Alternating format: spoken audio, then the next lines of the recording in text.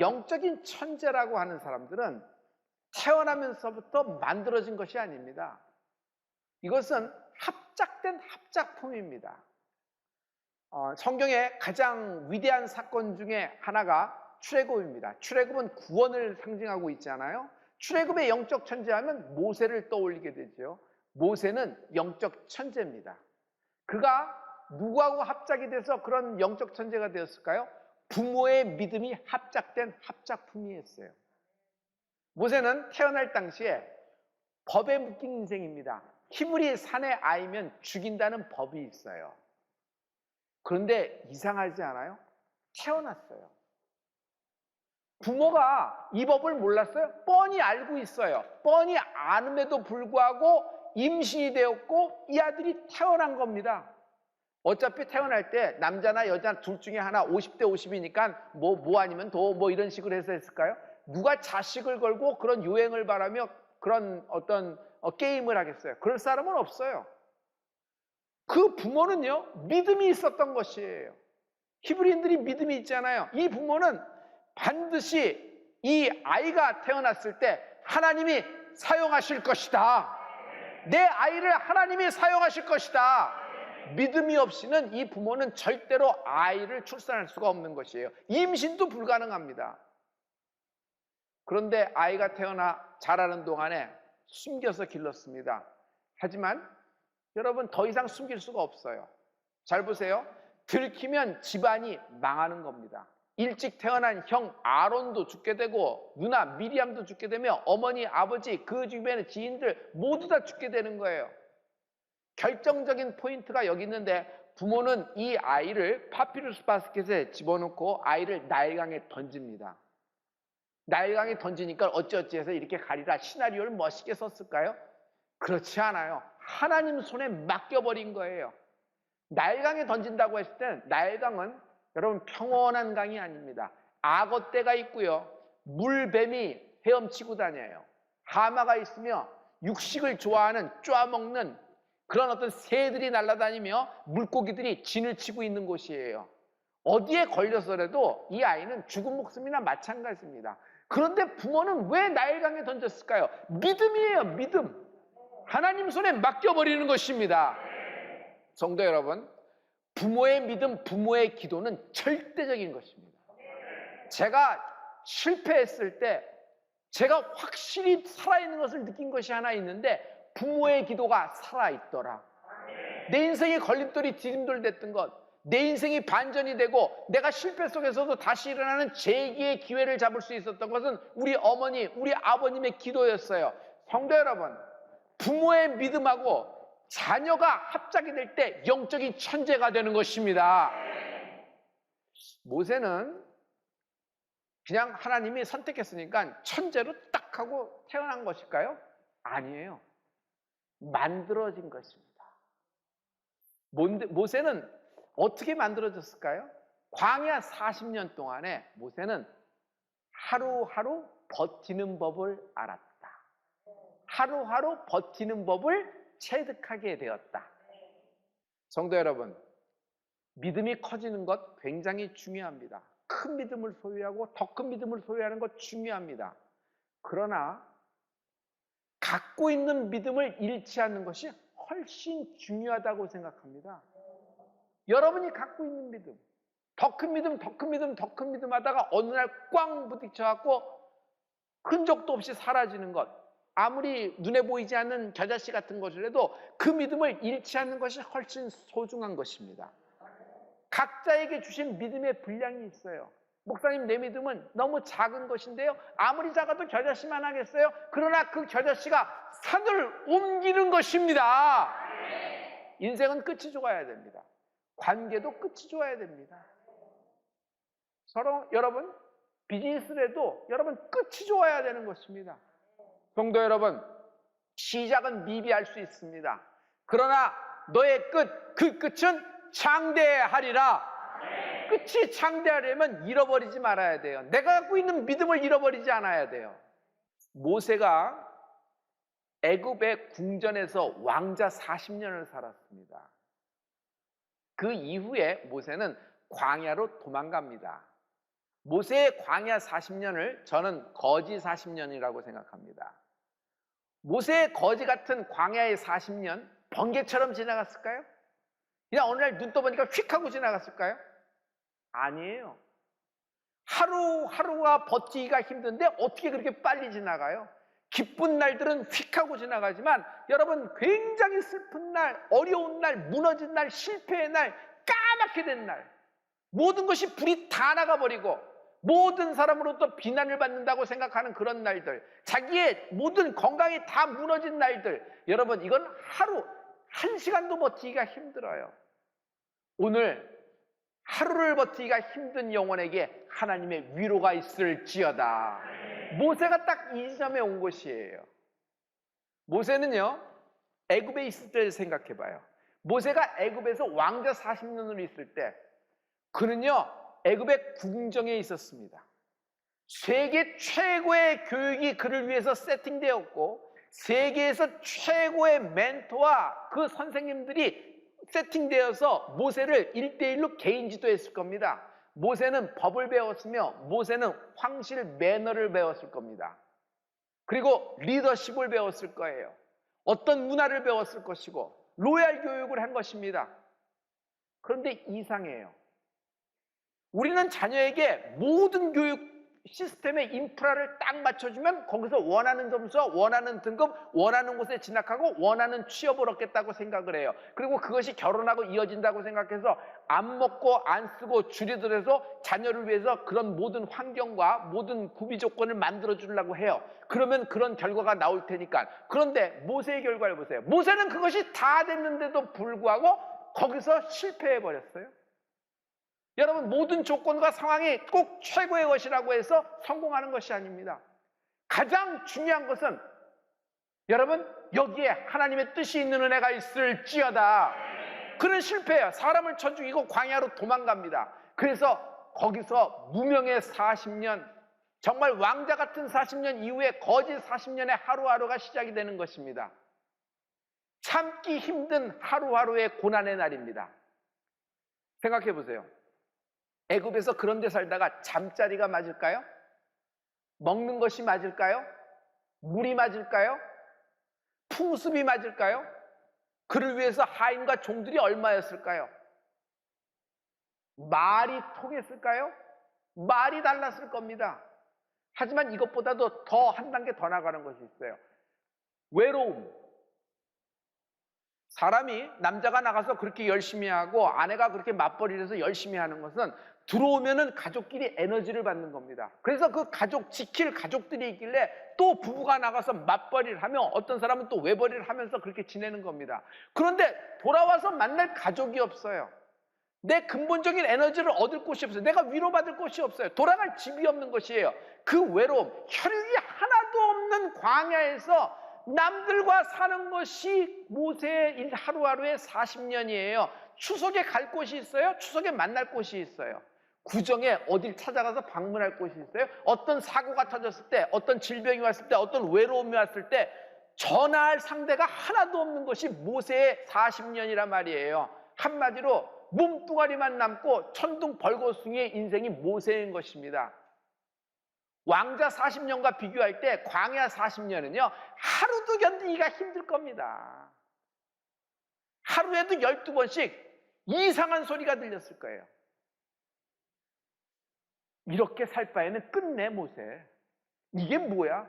너 애굽에서 왕자로 살다가 이게 뭐야? 내일도 바뀌어? 모레도 바뀌어? 너 이러고 10년, 이러고 15년 이렇게 나왔잖아. 앞으로도 이렇게 될 거야. 다른 소리도 들립니다. 차라리 이제는 어느 정도 시간이 지났으니까 애굽으로 돌아가자. 지금 바로가 누구냐면 너랑 같이 형제처럼 자란 거야. 옛정물을 호소해. 너의 잘못을 좀 빌면은 설마 죽이게 하겠어? 네가 알던 모든 사람들이 요직에 다 들어간 거야. 라인 하나만 돼. 그렇게 하면 될 거야. 그리고 시간이 이렇게 지났으니까 이제 넘어갈 수 있을 거야. 돌아가자, 돌아가자. 여러 가지 얘기가 들렸을 거예요. 내가 나사렛 예수를 명하니 마귀의 소리가 끊어질지어다. 저는요 모세가 그렇게 했을 가능성이 많다고 생각해요. 만약 내가 모세라 그러면 돌아가자. 아니 논리적이고 이성적이지 않아요? 충분히 개연성이 있고 충분히 가능성이 있어요. 오히려 광야에서 계속 뭉개고 하루하루 이렇게 살 바는 그렇게 하는 것이 승부처라고 생각할 수도 있어요. 그러나 여러분, 신앙생활은 이론적이고 이성적이고 기승전결로 딱 끝나는 시나리오가 아닙니다. 왜? 하나님은 창조의 주의 하나님이십니다. 그 하나님이 우리에게 새로운 길을 열고 계십니다. 믿음을 갖는 은혜가 있을지어다. 모세는 애굽으로 돌아가지 않았다. 모세는 절대로 애굽으로 돌아가지 않았다. 후에 모세가 출애굽을 해서 이스라엘 백성을 이끌고 광야를 40년을 다녔습니다. 그 40년 동안 모세가 한 설교는 딱 하나입니다. 절대로 무슨 일이 있어도 애굽으로 돌아가지 말라. 이런 상황, 이런 현실이 벌어졌다고 해서 애굽으로 돌아가지 말라. 우리가 지금 이런 불리한 상황이더라도 애굽에 가면 우리가 산다고 생각하지 말라. 여러분, 신앙생활은 표대를 향하여 앞으로 나가는 은혜가 있을지어다. 자꾸 뒤돌아보고 뒤돌아보려고 그러면 우리는 하나님의 마음과 합하지 않아요. 일단 인생이 출애굽이 됐으면 하나님의 말씀을 따라 전진하는 은혜가 있을지어다. 모세는 애굽으로 돌아가지 않았다. 그래서 모세는 40년 동안 너희도 애굽으로 돌아가면 안 된다. 내가 광야 40년을 버텼다. 너희도 하루하루 버티면 되는 거다. 자기도 했으니까 백성에게 그렇게 설교할 수 있었어요. 자기는 안 했는데 자기가 생각하니까 이것이 맞는 길이다. 이렇게 얘기한 것이 아니에요. 성도 여러분, 하루하루 버티는 믿음이 있을지어다. 모세는요, 보이진 않지만 하나님의 약속을 믿었어요. 모세의 눈앞에 펼쳐진 거는 광야예요. 모세의 눈에 펼쳐진 것은 광야에 자기 혼자 던져진 삶이에요. 아무도 자기를 몰라보고 알아주지도 않고. 혹시 도망자 아니야? 애굽에서 그런 소문이 들었는데 저 모세가 그런 사람 아니야? 전 갈 데도 없잖아. 어떻게 저렇게 가족도 없지? 친지도 없지? 뭐 과거의 전력에 대해서 아무것도 없잖아. 별하별 얘기가 다 들었는데도 그는 눈에 보이는 상황보다는 하나님의 약속을 믿었던 것이에요. 자, 이 이야기는 지금 출애굽기에서 나옵니다. 출애굽기는 모세의 이야기로 시작을 해요. 그래서 영적 분량이 모세가 굉장히 많아요. 그런데 이 부분의 답이 어딨냐면 시작으로 확 점프해 보면 히브리서에 나옵니다. 히브리서 11장 24절부터 하나님 말씀입니다. 우리 다 같이. 믿음으로 모세는 장성하여 바로의 공주의 아들이라 칭함 받기를 거절하고 그리스도를 위하여 받는 능욕을 애굽의 모든 보화보다 더 큰 재물로 여겼으니 이는 상주심을 바라봄이라. 믿음으로 애굽을 떠나 임금의 노함을 무서워 아니하고 곧 보이지 아니하는 자를 보는 것 같이 하여 참았으며. 믿음으로 모세는 모세가 하루하루 버틴 게 믿음이라는 거예요. 모세는 무슨 믿음이 있었어요? 공주의 아들이라 칭함을 거절하고. 여러분, 당시 모세는 여러분 왕위 계승순이 적어도 7위 안에는 들지 않을까요? 좀 넉넉하게 10위 안에는 드는 자입니다. 그런데 그 공주의 아들이라 칭함을 거절하는 거예요. 돌아가봐. 어머니가 살아계셔. 공주잖아. 너 공주의 아들이잖아. 그 어머니가 너 하나 못 살리겠어? 별하별 얘기가 다 들렸을 거예요. 근데 그 소리에 휘둘리거나 그 소리에 말려들지 않는 거예요. 여러분, 믿음 있는 자는 마귀의 소리에 말려들지 않는 축복이 있을지어다.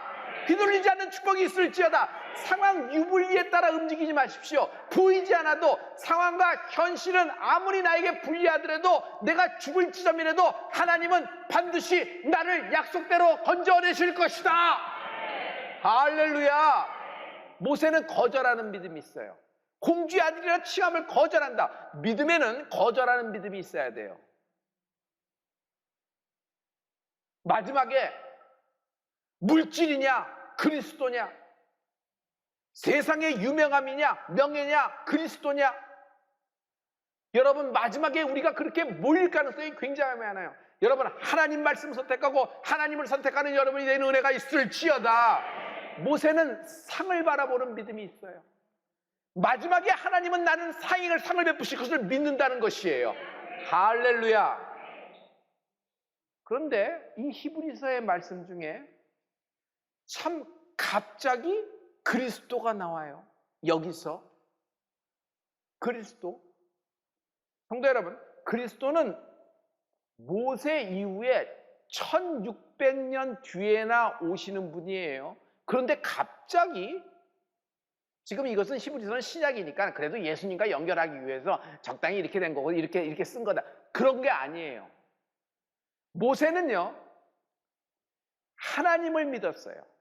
그 말은 뭐냐면 하나님이 아브라함하고 약속하셨죠? 하나님과 아브라함의 약속을 자기의 약속으로 믿은 거예요. 모리아산에서 아브라함은 하나님부터 약속을 받습니다. 아브라함, 네가 독자 이삭을 아끼지 않고 내게 바쳤잖아. 내가 이제야 너 아브라함이 나 여호와를 경외하는 줄 아노라. 할렐루야. 그리고 뒤이어서 하나님이 아브라함을 통하여 여러분 민족을 이루고 그 씨를 축복했다는 말씀이 쫙 펼쳐져요. 잘 보세요. 창세기 22장 17절부터 18절 말씀에 들어가면요, 갑자기 확 하고 넓어지는 것을 볼 수 있어요. 좁은 길로 왔다 확 넓어져요. 우리 다 같이. 내가 내게 큰 복을 주고 내 씨로 크게 성하여 하늘의 별과 같고 바닷가의 모래와 같게 하리니 내 씨가 그 대적의 문을 얻으리라. 또 내 씨로 말미암아 천하 만민이 복을 얻으리니 이는 내가 나의 말을 준행하였음이니라 하셨다 하니라. 계속 이 말씀은 하나님이 아브라함에게 약속을 주시는데 내 씨로, 아브라함 네 씨로, 네 씨로, 네 씨로 축복을 받으리라. 하늘의 별과 같고 바다의 모래 같게 되리라. 너의 씨로 인하여 대적의 문을 얻으리라. 내 씨로 인하여 천하 만민이 복을 얻으리라. 계속 강조하고 있어요. 아브라함에게 자기의 씨는 누구예요? 독자 이삭입니다. 그러나 여러분, 우리가 잘 알고 있듯이 이삭은 예수 그리스도를 예표하는 인물입니다. 정말 하나님 말씀대로 아브라함과 다윗에 대한 예수 그리스도의 세계라. 이 계보를 타고 하나님 예수 그리스도가 이 땅에 서육신하시는 것입니다. 그러므로 여기서 내 씨는 메시아를 얘기하는 거예요. 모세는요, 믿은 거예요. 뭘 믿은 거예요? 하나님은 반드시 이스라엘을 구원해내실 것이다. 아브라함의 약속하듯이 우리는 애굽에서 일평생 사는 것이 아니라 가나안 땅에 도착하게 되리라. 하나님의 약속은, 아브라함에게 약속은 나 모세의 약속이다. 이거를 아주 쉽고 간단하게 한마디로 할 수 있어요. 하나님은 나 모세를 쓰실 것이다. 나 모세는 이대로 끝나지 않는다. 나 모세는 이대로 끝나지 않는다. 반드시 제기되리라. 지금은 비록 아무것도 보이지 않고 들리지도 않지만 나는 믿는다. 지금 이 광야에서도 하나님은 날 위해 일하고 계시다. 모세는요, 현실이 아닌 약속을 말하기 시작한 거예요. 광야 40년 동안 모세는요, 생각만 때린 것이 아니에요. 불멍 때리듯 광야 보고 멍 때리면서 되는 대로 흘러 산 것이 아니에요. 모세는 비록 독백 같지만, 보러 아무도 듣는 이가 없지만 믿음을 말했을 거예요. 믿음을 말했을 거예요. 하나님이 날 쓰실 것이다. 난 이대로 끝나지 않는다. 반드시 난 재기하게 될 것이다. 하나님이 아브라함에게 약속했다. 그 약속은 내게도 유효한 것이다. 하나님이 날 사용하실 것이다. 이 하루하루를 하나님의 약속, 보이지 않는데 보이는 광야에서 모세는 참았습니다. 장작 40년을 참았어요. 여러분, 40일 참은 게 아니에요. 40년을 참았어요. 그러므로 믿음이라고 하는 것은 버티는 것입니다. 그냥 이 악물고 눈 감고 버티는 것이 아니라 하나님의 약속을 믿으면서 말하는 축복이 있을지어다. 믿음을 가진 그리스도인에겐 어떤 때는 아쉬움이 있을 때가 있어요. 있는 것을 있는 그대로 말하고 불러버린다는 거예요. 목사님, 그건 당연하지 않아요? 팩트가 그러니까. 과장되면 허세요, 허풍이고 뭐 그렇지 않아요. 아니에요. 여러분, 있는 것을 있는 그대로 말하고 있는 것을 있는 그대로 부르기 시작하면요, 현재 상황, 여러분의 상황, 그리고 여러분의 몸의 상태, 그리고 여러분의 멘탈에 그대로 그 말하는 대로 세팅되기 시작해요. 그래서 그것이 그렇게 굳어져 버립니다. 아니, 진단에 그렇게 나왔어요. 진료소에 이게 그렇게 됐어요. 내가 병명이 이거고 그래요. 그래서 이걸 얘기합니다. 그러나 우리는 믿음은 바라는 것들의 실상이에요. 내 상황을 말하는 것보다는 하나님의 주신 약속을 말하는 은혜가 있을지어다. 그냥 있는 것을 그대로 말하는 것은 여러분 그대로 내가 받아들이고 그대로 굳어지고 그대로 정착이 되는 것이에요. 현실은 그렇다고 할지라도, 현실은 자신의 질병으로 무너져가고 있다고 하더라도 건강이 내게서 나타날 때까지 하나님의 말씀을 말하는 은혜가 있을지어다. 이사야서 57장 19절에 보면 입술이 굉장히 중요하다고 나와 있어요. 우리 다 같이 입술의 열매를 짓는 나 여호와가 말하노라. 먼데 있는 자에게든지 가까운 데 있는 자에게든지 평강이 있을지어다. 평강이 있을지어다. 내가 그를 고치리라 하셨느니라. 입술의 열매를 짓는 나 여호와. 여러분 입술로 말한 것, 여러분 혀를 사용하여 말한 것은 하나님이 그대로 시행하신다. 영적인 천재는 합작품입니다. 성령님과 합작품이에요. 어느 날은 하나님의 때가 찼을 때 하나님은 모세를 부르신다. 성도 여러분, 모세의 인생의 전환점이 됐어요.